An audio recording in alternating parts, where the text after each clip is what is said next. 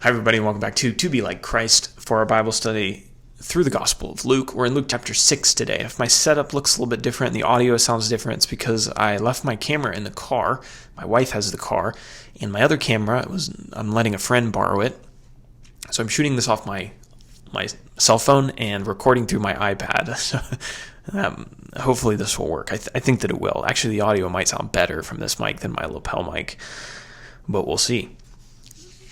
We're talking about verses 31 through 36 today, but I want to go back to verse 27 and read the verses that we covered last time just to give us some context to put us in this scene. And these verses kind of tie together anyway, so it's helpful to be reminded. So Jesus was saying to his disciples in verse 27, "But I say to you who hear, love your enemies, do good to those who hate you, bless those who curse you, pray for those who abuse you.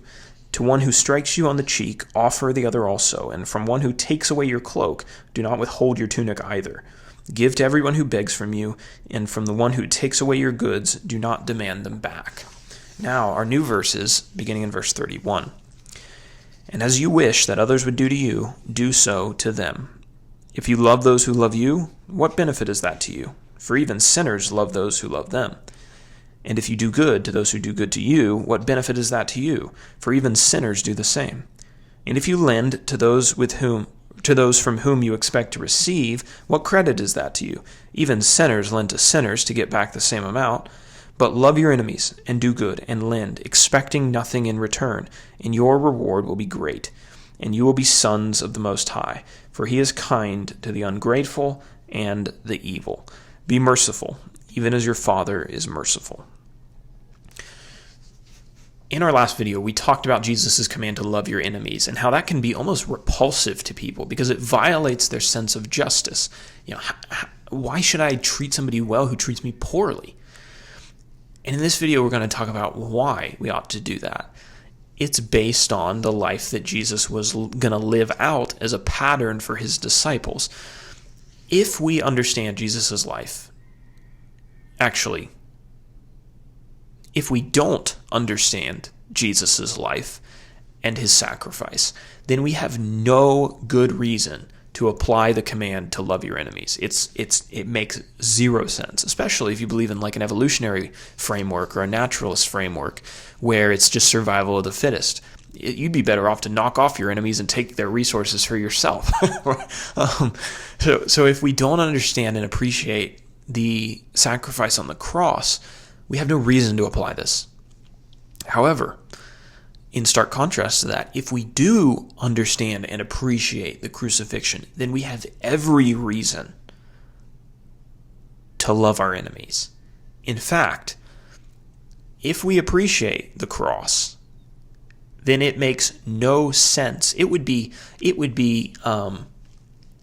unreasonable not to love your enemies. Now, that might not make sense right off the bat, but let's walk through it. We talked about Romans chapter 5, verse 10 in our last video, which says, "For if while we were enemies, we were reconciled to God by the death of his Son, much more now that we are reconciled, shall we be saved by his life." God didn't send Jesus to the world to save us because we treated God well all the time.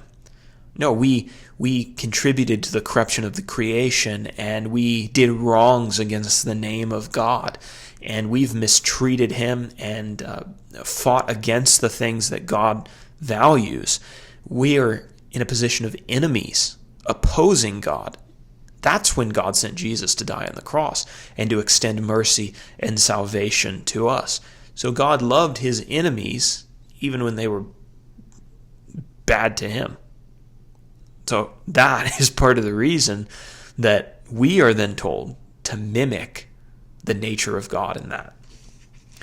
We ask the question, why should I take time out of my day to think about and then to pray for my enemies' needs? Well, because Jesus spent 33 years of his time blessing those who cursed him and who would end up murdering him. Why should I be willing to surrender my rights and to give up what I deserve for somebody else? Jesus came, lived a sinless life. He deserved what? What did he deserve? Well, he was good to everybody, so he deserved to be treated well by other people. Most people would agree with that. He deserved to be treated well. but he wasn't treated well. He didn't deserve to be crucified brutally, but that's what happened to him. It's interesting that the Bible makes it clear that Jesus had both the power and the right to stop the injustice that was going to be done to him, but he didn't. Why? Because he loved the people who were doing him wrong, and he wanted to give them an opportunity of mercy and an opportunity for salvation and an opportunity to be forgiven by God. And he had to be wronged. He had to die as the sacrifice of the world in order for that to happen. So he was willing to do that even for people who hated him. Does it then make sense why we, as recipients of that mercy, should extend that to other people? It's a little bit inconsistent for a Christian, for a disciple of Jesus, to want immediate, harsh vengeance and justice. The reason it's inconsistent is because that's not what we want. Imagine if the first time we sinned, God was like, "You're getting some immediate justice and wrath right now. I'm calling you up for judgment right now." Well, we'd all be damned at that point. We don't want immediate justice to be doled out to us. And so when somebody offends us, does wrong to us, mistreats us, abuses us in this life, does it make sense for us to say, "Well, you've offended me, and so I want immediate justice to be given to you"? That would be not treating others the way that we want to be treated. So it'd be inconsistent. So as we put all these pieces together and we kind of think through this, we realize that, the man who communicates this message matters. And when we realize that it's Jesus who died for us, who's saying this and instructing this, we begin to realize, he did this for me. Yeah, I guess I should do it for other people as well. Jesus said, "Love your enemies and do good and lend, expecting nothing in return, and your reward will be great." He says, you'll receive a great reward if you apply these words. If we are applying them and obedient to them, there are going to be times when we get ripped off and people take advantage of us and do us wrong. Yes, because we live in a world full of sinful people. And until sin and Satan are taken out of the picture, there are always going to be people who are willing to take advantage of others. And that can be really frustrating. Because sometimes it feels like when somebody wrongs us, that they're just getting away with something. That the world isn't fair. That justice is never going to have its day. Because they got away with it with us, and so now they're probably just going to go do it to somebody else, and maybe they'll never have to pay for the crimes that they're committing or the abuses that they're doing to other people. And I think this verse is reassuring and it's comforting that it's not as if no one is doing the accounting. It's not as if there is no record of right and wrong. Jesus says here that if you are taken advantage of, then you're going to receive a reward in heaven. If somebody abuses you because you apply my words, God is accounting for it. And the reward that you're going to receive in glory is far greater than anything that you're going to have to give up here. And I think vice versa, people who get away with wrong things in this life, they're going to receive the opposite of a reward. They're going to receive judgment in the end. Right? So this accounting is happening. God is keeping the books. We don't need to be worried that justice isn't going to have its day. It is going to have its day. Right now, though, is the day of salvation. It's the day of mercy. It's not the day of judgment. That day will come at the end of time. But right now, Jesus came to offer salvation to the world, to give his enemies another chance. And so now that we as Christians have been given another chance, we should pattern that and mimic it and mirror our Savior and his forgiveness and love and grace to people who do us wrong. I mean, that's really the least of what we could do, right? And should do. Jesus was calling his listeners to a lifestyle that was, in a lot of ways, in many ways, contrary to human nature. That's because Jesus isn't calling us to human nature here.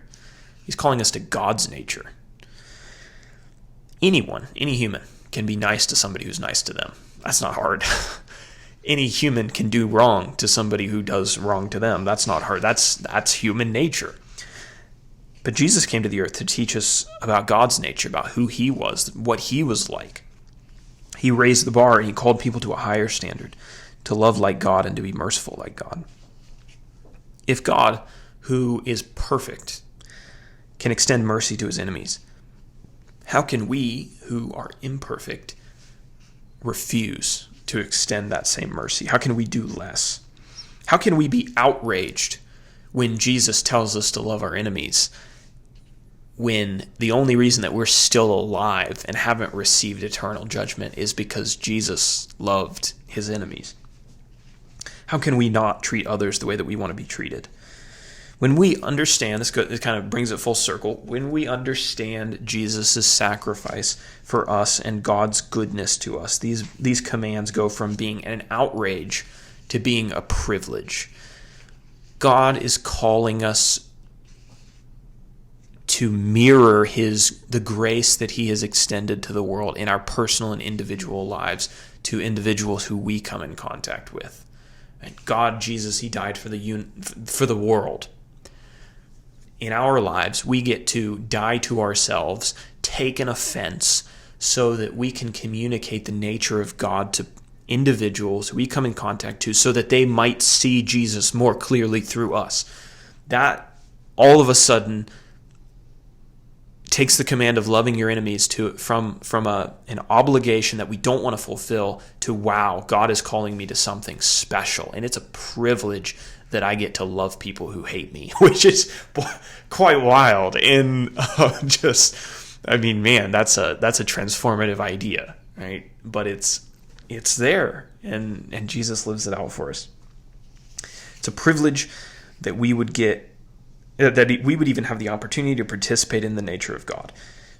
Jesus says, for he is kind to the grateful and to the evil. It's really hard to be kind to people who are not grateful. Ungrateful people are not. They definitely rub me the wrong way, and I think that they rub most of us the wrong way.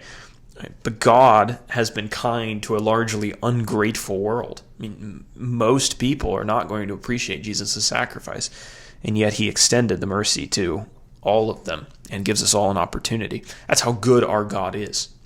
And it's thoughts like that ought to stimulate us in our worship. When we go to like Sunday morning or whatever, and we praise God and we worship him, it ought to be this goodness that we meditate on throughout our week as we read the scriptures, that takes us into that service and says, all the things that I've learned about God this week, that's why I'm going to worship, because of how good he is. Jesus concludes, if you do these things, quote, you will be sons of the Most High, for he is kind to the ungrateful and to the evil. Be merciful, even as your Father is merciful. So we become, quote, sons of the Most High when we embrace our Father and his offer of salvation. And as children, what do we do? What do children often do with their fathers? They mimic their fathers. So we mimic our Father, giving mercy freely in light of the mercy that we've received. Tremendous, amazing teaching by Jesus. And it's amazing not because the words are incredible or philosophically deep. It's amazing because the teacher lived out the message. That's why we can learn from Jesus, and that's why Jesus is the master teacher, is because he wasn't just words, he was actions. And it was actions that were originated in eternity and in the spiritual world, and then were lived out on the earth. So it was just incredible. Well, that is our lesson for this day. We are going to talk about those oh so famous verses, judge not that you be not judged, in the next video. So we will hold off on verses 37 and 38 until then, and I will see you guys in approximately 24 hours, Lord willing. All right.